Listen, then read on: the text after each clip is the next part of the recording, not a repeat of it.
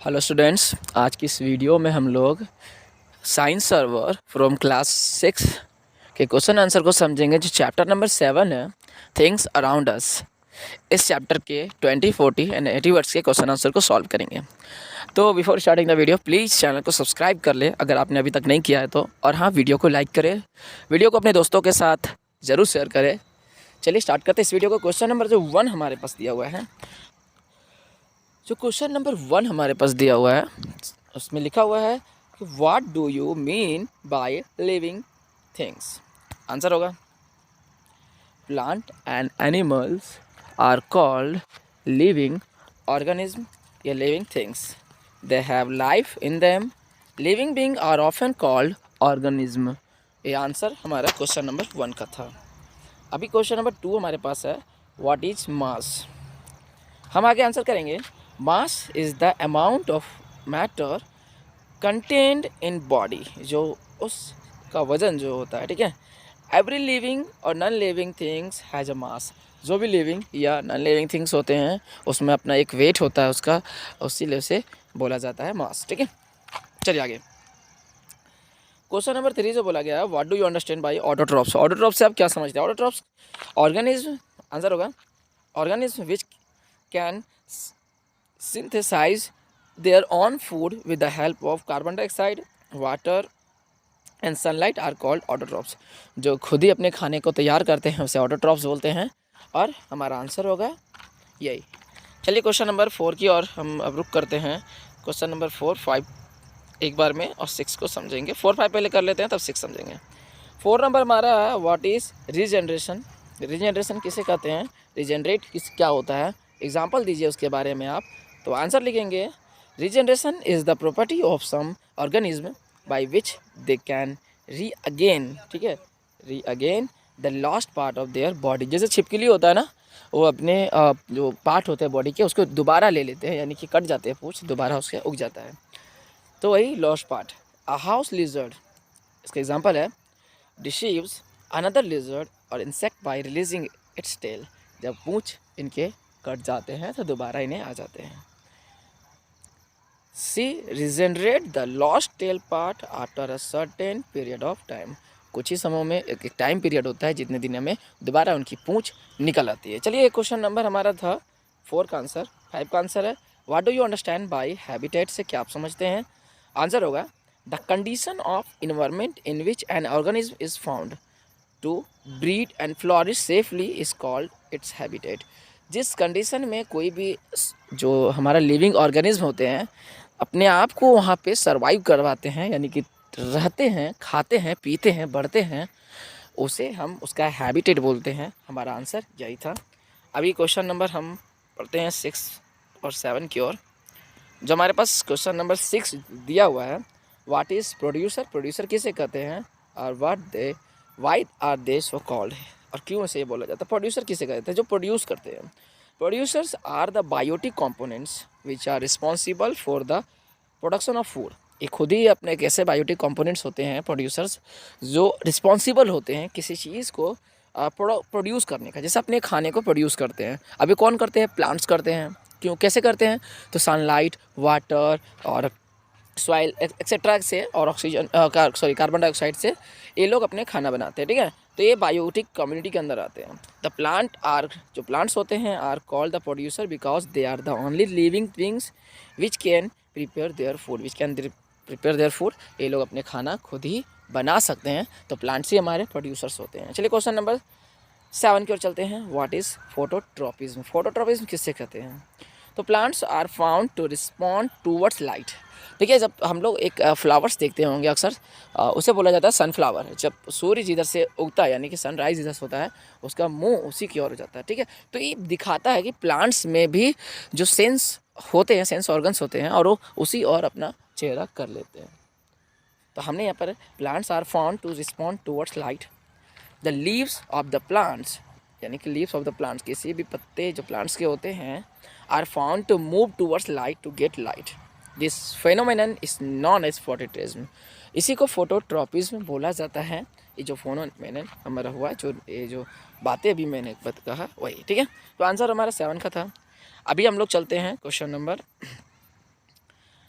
B का question number 1 जो हमारे पास है, बोला गया है कि एक्सप्लेन करें गिवन टू एग्जांपल के साथ एट प्लांट्स सो मूवमेंट्स दिखाते हैं। तो हम तो एक बताएं आपको सनफ्लावर वाला बात कि वो मूवमेंट करते हैं, और दूसरा जो हमारे जो प्लांट्स होते हैं या ट्रीज़ होते हैं, जो पानी जिस दिशा में रहेगा उसका रूट्स जो है उस दिशा की ओर बढ़ जाता है। ये 2 एग्जाम्पल है, हम लोग इसको लिखते हैं पहले। Movement is also experienced in plants. The sunflower moves towards the sun. Sunflower sun की ओर देते हैं। अ प्लांट्स में bend towards the sunlight in search of light and photosynthesis. ठीक है, आगे इसके चलते हैं हम लोग। तो ये था हमारा आंसर। आगे क्वेश्चन नंबर 2 हमारे पास जो है, क्वेश्चन नंबर 2 हमारे पास दिया हुआ है कि व्हाट इज स्टिमुलस। स्टिमुलस किसे कहते हैं? How do you plant show response towards stimulus. Stimulus की तरफ कैसे हमारा प्लांट्स जो रिस्पॉन्स करते हैं। आंसर होगा stimulus is any action done to effect them. कोई भी एक्शन जिससे इफेक्ट होता है। All living beings are found to show their response to the stimuli. Stimuli की ओर कोई भी लिविंग ऑर्गेनिज्म होते हैं जो अपना शो वहाँ दिखाते हैं। Plants are found to show sensation to touch. जैसे छुई मुई का पौधा होता है ना, उसको टच करते हैं तो बंद कर देता है अपना पत्ता वगैरह, वैसा। If you bring our finger to the leaves of mimosa plant. Mimosa plant का मतलब छुई मुई का पौधा, ठीक है। If will find that it leaves we will get closed. जैसे ही हमने इसे छूते हैं, ये अपने पत्तों को बंद कर लेते हैं, इसी को स्टिमुलस बोलते हैं। चलिए अब क्वेश्चन नंबर 3 की ओर हम लोग मूव कर रहे हैं। हमारे पास क्वेश्चन नंबर 3 दिया गया है वाटर डिकम्पोजर्स। डिकम्पोजर्स किसे कहते हैं? 2 एग्जाम्पल दीजिए उसके, ठीक है। तो decomposers are those components which are responsible for breaking down of dead body parts. हमने आपको बताया था कि जो भी जैसे डेड बॉडीज़ होते हैं या प्लांट्स होते हैं जो गिर जाते हैं, सूख जाते हैं, टूट जाते हैं, या फिर किसी तरह का जानवर जो मर जाते हैं, इनको धीरे धीरे कोई इंसेक्ट तो खाता है, ठीक है। उसे बैक्टीरिया बोलिए आप या फिर किसी टाइप का इंसेक्ट बोलिए। तो यही डिकम्पोज़र होते हैं, जो बैक्टीरिया और डिकम्पोजर्स यानी कि जो फंगी होते हैं या टर्माइट्स होते हैं यानी दीमक होते हैं। तो इसे हम आंसर समझते हैं पहले। Which are responsible for breaking down the dead body of parts of the producers and consumers. यानी प्रोड्यूसर्स और कंज्यूमर दोनों के डेड बॉडीज़। प्रोड्यूसर्स तो हम बता दिए आपको प्लांट्स होते हैं जो प्रोड्यूस करते हैं। कंज्यूमर मतलब प्लांट्स के जो प्रोडक्ट को खाते हैं उसे कंज्यूमर बोलते हैं, यानी कि कस्टमर ऑफ एनी प्लांट्स, ठीक है, यानी प्रोड्यूसर्स बोल सकते हैं हम। इसी को आगे बढ़ते हैं। They break the dead body parts of plants and animals into simple substance. ये क्या करते हैं? सिंपल सब्सटेंस में से तोड़ देते हैं। एग्जांपल है द फंगी, बैक्टीरिया, टर्माइट और vulture belong to the class of decomposer के फैमिली से बिलोंग करते हैं। चलिए अगले आंसर की ओर चलते हैं। क्वेश्चन है 4 नंबर जो, what do you understand bye adaptation. Adaptation से आप क्या समझते हैं? अडेप्टेशन का मतलब हम पहले समझते हैं यहाँ पे, जब किसी चीज़ को हम मान लीजिए किसी अनाथ आश्रम से किसी को अडॉप्ट करके अपने घर पे ले आए, ठीक है। सिंपल से फॉर्म में समझा रहे हैं आपको हम। अब उस बच्चे का जो रहन सहन देख रेख था उस अनाथ आश्रम की तरह था। अब हमारे घर पे वो जब आ गया तो वो हमारे हिसाब से रहेगा, ना कि अपने हिसाब से। तो ये कुछ चेंजेस उनके लाइफ में आया, उसी चेंजेस को बोलते हैं। तो जो हमारा हैबिटेट होता है अगर उसे चेंज किया जाए तो इसे बोला जाता है अडेप्टेशन। तो there are different types of organism each living in different types of environment. अलग अलग टाइप्स के जो लिविंग ऑर्गेनिज्म होते हैं हमारे इस अर्थ पे, वो अलग अलग टाइप के इन्वायरमेंट पे सर्वाइव करते हैं। Sometimes the condition of a place में change due to many reasons. हो सकता है कई बार जो हम अपना हैबिटेट चेंज करते हैं वो बहुत सारे कारणों की वजह से होता है। Organism in due to course of time या develop change in their body structures. तो ये सभी कारण होते हैं to adopt the change environment. This change are known as adaptation. और इसी को चेंजेस को हम बोलते हैं अडॉप्टेशन। चाहे आप किसी और जगह पे चले जाइए अपने प्लेस अपने हैबिटेट को छोड़कर। क्वेश्चन नंबर 5 की ओर मूव करते हैं अब हम लोग। हमारे पास क्वेश्चन नंबर 5 है, how is a fish adapted to live in water. देखिए aquatic animals live, fish have streamlined body. जो स्ट्रीमलाइन बॉडी होता है, their body is adapt to swim easily in water. यानी कि जो मछलियाँ होती हैं इनकी जो बॉडी होते हैं, मछलियाँ तैरने के लिए बना है, लेकिन तो अगर इनका जो पानी का कमी कर दिया जाए तो क्या होगा? तो तैरने के लायक कम रहेगा ना। तो the streamline body effect offers less resistant to the water current, ठीक है। आगे चलते हैं क्वेश्चन नंबर 7 की। क्वेश्चन नंबर 6 की ओर चलते हैं। How is cactus plant adopted to grow in desert. कैसे वो डेजर्ट पे अपने आप को सर्वाइव करवाते हैं? आंसर होगा cactus plant is adopted to grow in desert due to following adaptation. Number 1 हमारे पास इसके लिए आएगा the stem of the cactus plant called succulent store water in their stem or leaves. Number 2, they have long root which go deep into the soil in search to water. लंबे गड्ढे तक उसके roots जाते हैं ताकि पानी अंदर खोज पाए. नंबर 3, वैक्सी कोटिंग जो लीव्स होते हैं जिसकी वजह से पानी कम खपत करते हैं, लॉस ऑफ वाटर. नेक्स्ट हमारे पास जो इसका एग्जांपल लेंगे हम लोग, ठीक है, अभी और देते हैं क्वेश्चन में. लास्ट है leaves have hair to help reduce water loss. इसके पत्तों में थोड़े हेयर टाइप के होते हैं जिसकी वजह से पानी कम खपत करते हैं साइड ऑफ द प्लांट्स. ठीक है, तो ये था हमारा क्वेश्चन नंबर 6 का आंसर. 7 नंबर की ओर मूव करते हैं. क्वेश्चन नंबर 7 हमारे पास जो है, क्वेश्चन नंबर 7 जो दिया हुआ हमारे पास, explain how is a camel adapted to survive without food and water for so many days. Camel is adapted to survive without food and water for so many days due to the following adaptation. Number 1, it drinks about 40 liters of water in one drinking session. एक बार में 40 litre से ज़्यादा पानी P लेते हैं जिसकी वजह से पानी के रिक्वायरमेंट जो कम पड़ता है. It can store fats in its hump. ये अपने हम्प जो ऊपर में खुर होता है ना, वहाँ पर पानी अपने एडप्ट कर लेता है जब भी रिक्वायरमेंट रहता है उसका वहाँ पानी का, तो उससे वो यूज़ करते हैं चबा चबा के. Its feet are wide and can prevent from getting sunk into the sand. तो ये थे क्वेश्चन नंबर 7 का आंसर 40 वर्ड्स का. अब 80 वर्ड्स की ओर मूव करते हैं. अब 80 वर्ड्स से क्वेश्चन आंसर की ओर चलते हैं. क्वेश्चन हमारे पास 80 वर्ड्स का जो है, on the basis of mode of nutrition differentiate between autotrophs and heterotrophs. देखिए, एक तो न्यूट्रिशन के जो बेसिस होता है उसके अकॉर्डिंग में आपको इन दोनों में डिफरेंशिएट निकालना है कि क्या क्या अंतर है दोनों में से. में तो ऑटोट्रॉप्स के बारे में लिखेंगे आंसर पहले. Organism which can synthesise their own food, जो अपने खुद फूड को सिंथेसाइज करें with the help of carbon dioxide, water and sunlight, are called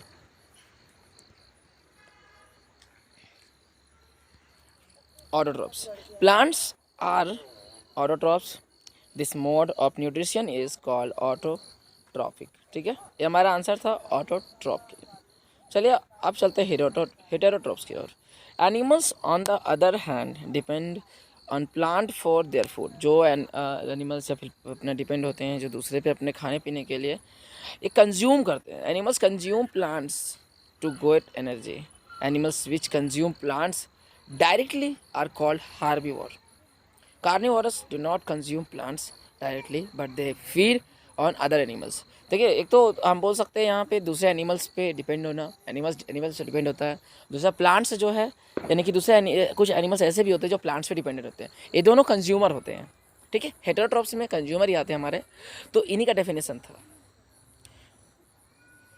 feed on other animal to get energy. The mode of nutrition is called heterotrophic. ये था हमारा answer question number 1 80 words के लिए.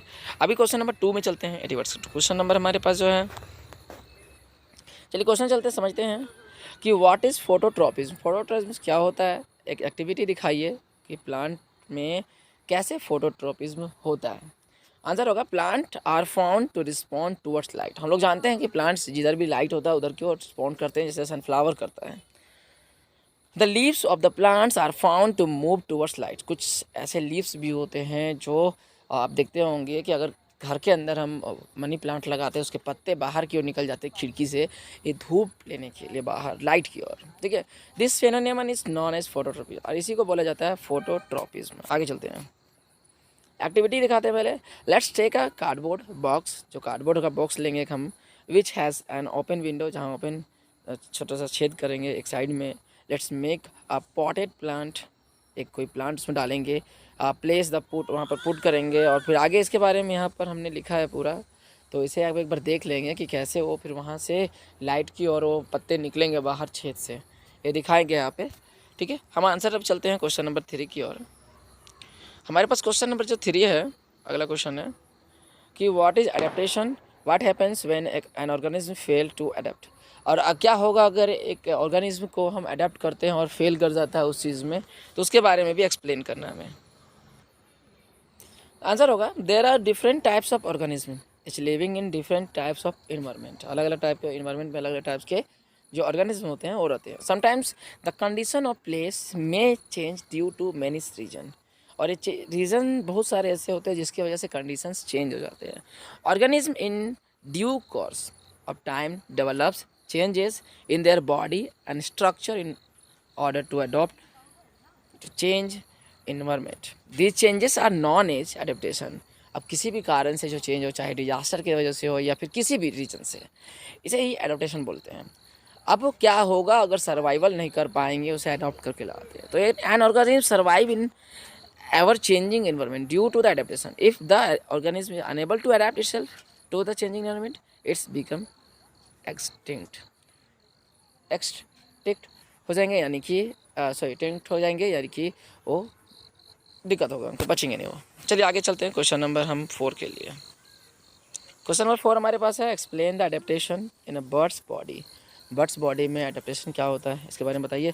सो birds adapt to aerial mode, ठीक है, of life due to the their body structures.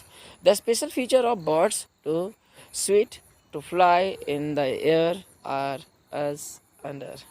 देखिए number 1 जो हमारे पास है, birds have boat like body. ये बर्ड्स का जो बॉडी होता है एक नाव की तरह होता है, जिसके वजह से इनेबल होते हैं आगे फ्लोट करने के लिए, जो इजीली हवाओं में फ्लोट कर जाते हैं। नंबर 2 इसी का देखेंगे, they have light and hollow bones. इसकी जो बोन्स होते हैं यानी हड्डियाँ होती है बहुत ज़्यादा लाइट होते हैं, जिसके वजह से हवाओं में फ्लाई कर पाते हैं। नंबर 3 इसके लिए, they have powerful muscles attach to their wings. जो मसल्स जो होते हैं और उनका जो विंग्स के साथ अटैचमेंट होता है वो अच्छे से होता है, स्ट्रांग होता है, जिसकी वजह से उसके जो विंग्स है फ्लाई कर पाते हैं। और नेक्स्ट लास्ट नंबर जो है, they have light feature feathers इनके जो होते हैं लाइट होते हैं, यानी कि हल्के होते हैं, ठीक है, देयर विंग्स के।